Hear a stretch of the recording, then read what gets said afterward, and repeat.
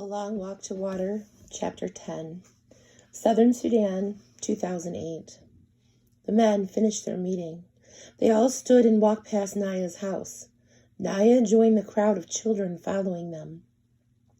A few minutes' walk beyond her house, there was a tree. The men stopped at the tree, and the strangers talked to Naya's uncle some more. There was another tree some 50 paces past the first one.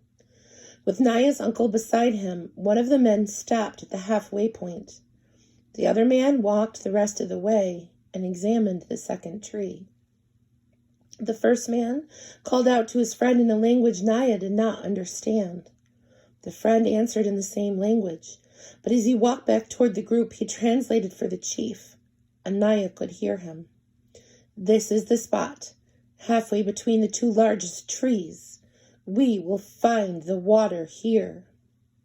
Naya shook her head. What were they talking about? She knew that place like the back of her own hand. It was there, between the two trees, that the village sometimes gathered to sing and to talk around a big fire. There wasn't a single drop of water on that spot, unless it was raining. Southern Sudan, 1985. Salva reached for his gourd.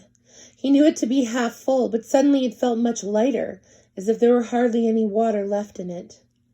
Uncle Juir must have guessed what he was thinking. "No, Salva," he murmured.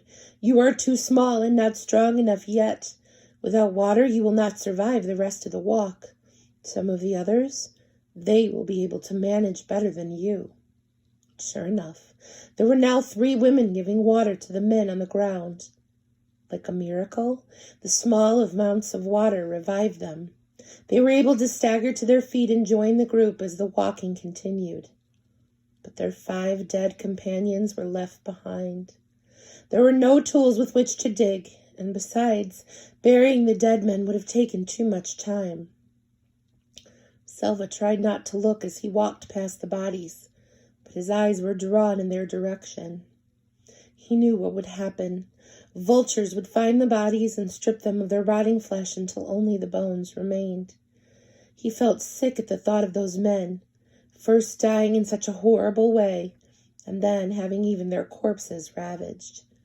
If he were older and stronger, would he have given water to those men? Or would he, like most of the group, have kept his water for himself? It was the group's 3rd day in the desert. By sunset, they would be out of the desert, and after that, it would not be far to the Itang refugee camp in Ethiopia. As they trudged through the heat, Salva finally had a chance to talk to Uncle about a worry that had been growing like a long shadow across his thoughts. "Uncle, if I am in Ethiopia, how will my parents ever find me? When will I go back to Lo and Eric?" "I've talked to the others there," Uncle said. "We believe that the village of Lo and Eric was attacked and probably burned. Your family—" Uncle paused and looked away. And when he looked back again, his face was solemn. "Salva, few people survived the attack on the village. Anyone still alive would have fled into the bush, and no one knows where they are now." Salva was silent for a moment, and then he said, "Well, at least you will be there with me. In Ethiopia." Uncle's voice was gentle. "No, Salva. I am going to take you to the refugee camp, but then I will return to Sudan to fight in the war." Uncle stopped walking and clutched Uncle's arm. "But, Uncle, I will have no one. Who will be my family?" Uncle gently loosened Salva's grip so he could take the boy's hand in his. "There will be many other people in the camp. You'll become friends with some of them, and you will make kind of a family there. They, too, will need people that they can depend on." Salva shook his head, unable to imagine what life would be like in the camp without Uncle. He squeezed Uncle's hand tightly. Uncle stood quietly and said nothing more. "He knows that this will be hard for me," Salva realized. "He does not want to leave me there, but he has to go back and fight for our people. I mustn't act like a baby. I must try to be strong." Salva swallowed hard. "Uncle, when you go back to Sudan, you might meet my parents somewhere. You could tell them where I am. Or you could talk to those you meet and ask them where the people of Loa and Eric are now." Uncle did not answer right away, and then he said, "Of course I will do that, nephew." Salva felt a tiny spark of hope. With Uncle looking out for his family, there was a chance that they might all be together again one day. No one in the group had eaten for 2 days. Their water was nearly gone.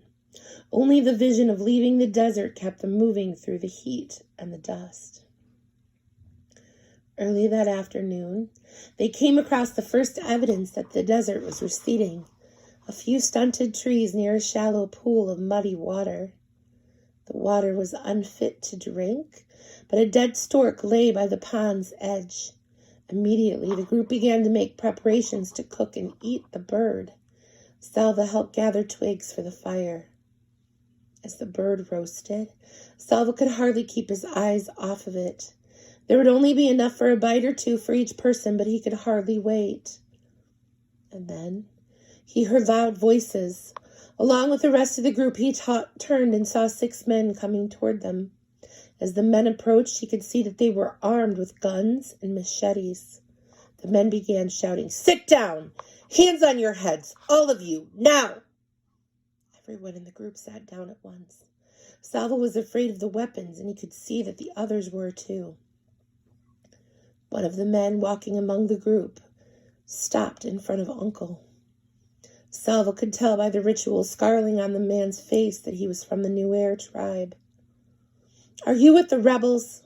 the man asked. "No," Uncle answered. "Well, where have you come from? Where are you going?" "We come from west of the Nile," Uncle said. "We are going to Itang, to the refugee camp." The man told Uncle to get up and leave his gun where it was. 2 other men took Uncle to a tree several yards away and tied him to it. Then the men moved among the group. If anyone was carrying a bag, the men opened it and took whatever was in it. They ordered some people to remove their clothing, and they took that too. Salva was trembling. Even in the midst of his fear, he realized for the first time on the trip that it was a good thing to be the youngest and the smallest. The men would not be interested in his clothes. When the men had finished their looting, they picked up Uncle's gun. And then they walked to the tree where Uncle was tied up. Maybe they will leave us alone now that they have robbed us, Salva thought. He heard them laughing.